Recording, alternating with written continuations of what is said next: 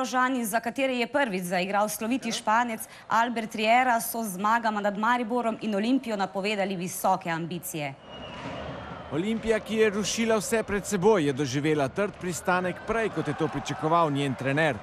Nikakor pa nisem bil takšen fanatičen optimist, da bi mislil, da bo se niz zmag kar nadaljeval in nadaljeval. Na srečo zmajev se je prednost pred Mariborom stopila le za točko, a zdaj očitno grozi tudi mali Zavrč. Lahko rečem, da ima Zavrč zelo kvalitetno ekipo, to smo vedeli tudi že pred tekmo, ampak glejte, na nas je, da zmagujemo. Če bomo mi zmagovali, ne bo nobene derke na koncu.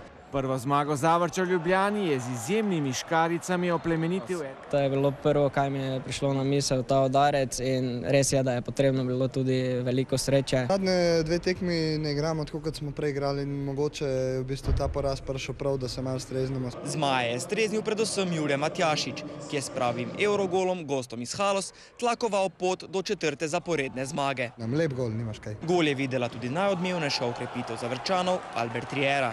You can see that they are good players, just they have to show it, and they show the last two games against Maribor. I've been almost 3 months after my last game with Mallorca, so for sure I'm gonna need to be 100% a few weeks. Nekdani član Liverpoola, Galatasaraja ter še nekaterih velikanov meni, da ne bo imel težav pri privajanju na slovenski nogomet. I will try to adapt as fast as I can, but I think football anyway is everywhere the same. Football is football. Zaradi enega največjih nogometnih zvezdnikov, ki je kdajkoli zaigral pri nas, danes o slovenski prvi ligi in zmagi Zavrča nad Olimpijo poroča tudi ugledni športni časnik iz Madrida AS.